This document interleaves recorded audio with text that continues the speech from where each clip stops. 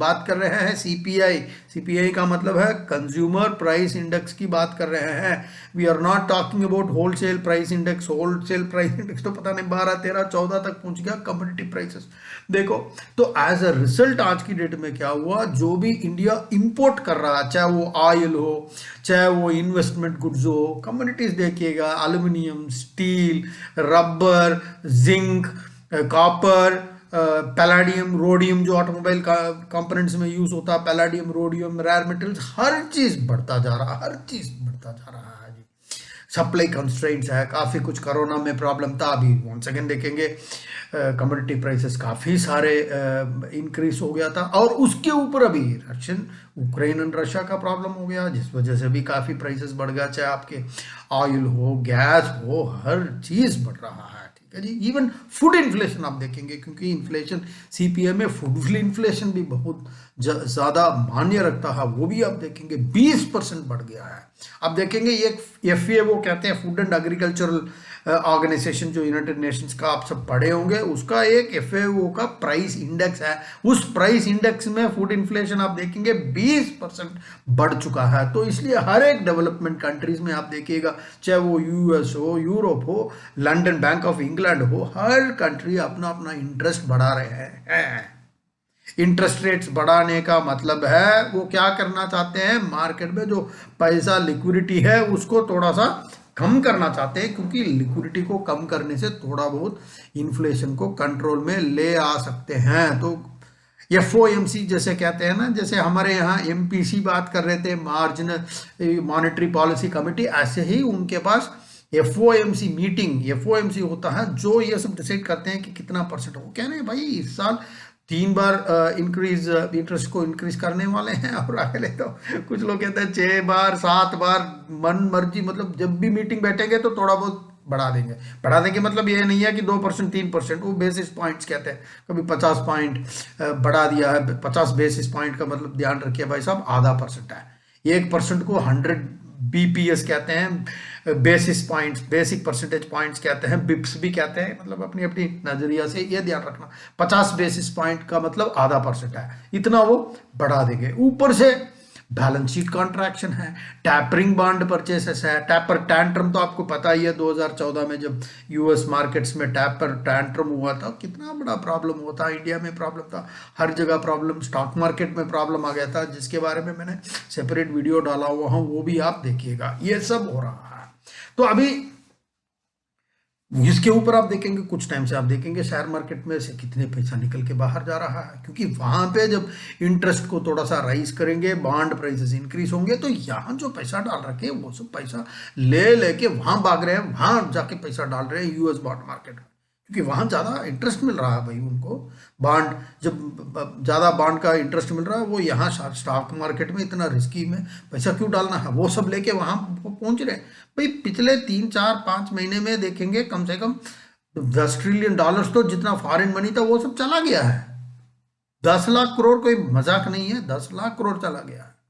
Foreign institutional investors जो share market में पैसा लगाते हैं, सब उठा के ले गए हैं। डर लगता है ना, बट रिटेल इन्वेस्टर्स बहुत स्ट्रांग हो चुके हैं। रिटेल इन्वेस्टर्स ने काफी सपोर्ट किया है। जो डोमेस्टिक इंस्टीट्यूशनल इन्वेस्टर्स तो आई है, डीआईआई, डोमेस्टिक इंस्टीट्यूशनल, ये म्यूचुअल फंड्स नहीं होता, जैसे एचडीएफसी का हो गया, आईसीआईसी का हो गया, इस तरह सुंदरम हो गया है, फ्रैंकलिन टेम्पल्टन हो गया, तो लोकल है, तो वो सब पैसा जो बेचा वो खरीदा है।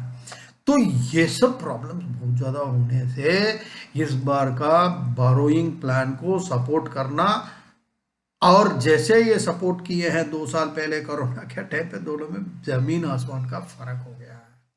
ठीक है जी। तो अभी देखेंगे आरबीआई के पास 2 डिफिकल्ट ऑप्शन है भाई साहब, हमेशा हम 2 चीज पे बैलेंस करके चलना पड़ता है। ये क्या है, ये 15 लाख का बोरोइंग, तो ये क्या कह सकता है, वो बॉन्ड्स को खरीदते रह सकते हैं, खरीदते रह सकते हैं, क्योंकि ये सब करने से थोड़ा सा इंटरेस्ट रेट्स को चेक में रख सकते हैं। बट उस पर क्या प्रॉब्लम है, क्योंकि पूरा ये इस तरह करते रहते हैं तो पूरा मार्केट में लिक्विडिटी बढ़ जाएगा, लिक्विडिटी बढ़ने से इन्फ्लेशन बढ़ जाएगा। तो थोड़ा सा उसको भी कंट्रोल करना है, क्योंकि आप देखेंगे पिछले 3-4 महीने से इन्फ्लेशन कंट्रोल से बाहर तो नहीं कहेंगे, बिल्कुल वो टॉप लिमिट में, क्योंकि जब भी आरबीआई एमपीसी जिसको कहते हैं मॉनेटरी पॉलिसी मीटिंग करते हैं, उस मीटिंग में बड़े बड़े इकोनॉमिस्ट्स बैठ के ये तय करते हैं कि इस बार अगले 3 महीने में हम इंटरेस्ट रेट्स को मान लीजिएगा 4.5% से 5% तक रखेंगे। तो उस पर अपर स्लैब हो गया 5%, लोअर स्लैब हो गया आपका 4%, इसी पे हम रखेंगे। तो उस हिसाब से वो खेलते रहते हैं। आज की डेट में वो 5% तक पहुंच गया, तो इन्फ्लेशन को भी कंट्रोल पे रखना है, क्योंकि इंटरेस्ट रेट्स को बढ़ाना है। बट उसमें दिक्कत है कि जब इंटरेस्ट रेट्स आप बढ़ाएंगे, फिर ये गवर्नमेंट का बारोइंग प्लान्स का क्या होगा, क्योंकि ये गवर्नमेंट ये 15 लाख करोड़ जो 22 to 23 का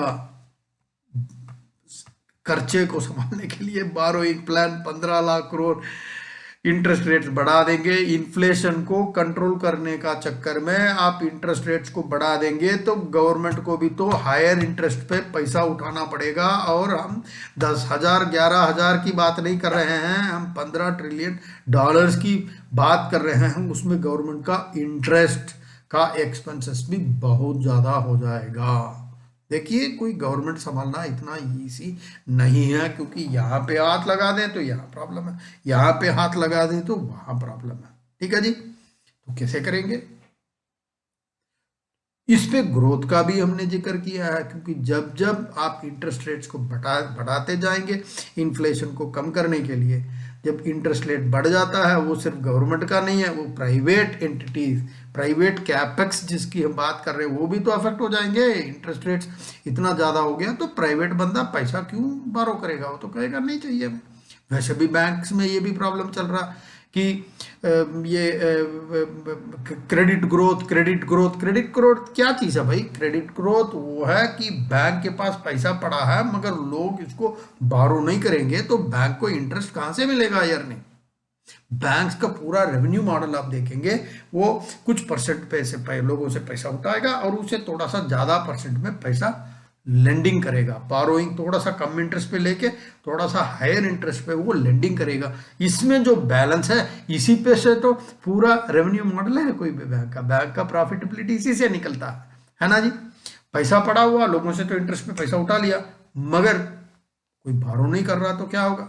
दिक्कत हो जाएगा, उनको तो इंटरेस्ट का पूरा बिल उठाना पड़ेगा। ये बैलेंस मेंटेन करना बहुत ज़रूरी है। तो इसलिए ये वीडियो में हमने समझाया है कि ये क्या है, इन्फ्लेशन क्या है और ग्रोथ क्या चीज़ है, और इंटरेस्ट रेट्स को बढ़ाने से क्या प्रॉब्लम होगा, घटाने से क्या प्रॉब्लम होगा, और क्या ऐसे ऐसे फैक्टर्स है ये चीज़ को डेली बेसिस पे इन्फ्लुएंस करता रहता है। फॉरेन इंस्टीट्यूशनल इन्वेस्टर्स हो गया है, आपके कम्युनिटी प्राइसेस हो गया है, आपके इंपोर्ट बिल हो गया है, कभी कभी इस तरह के जो वार हो जाता है, जैसे रशिया यूक्रेन के बीच में प्रॉब्लम हो गया है, सब चीज़ें अफेक्ट करेगा।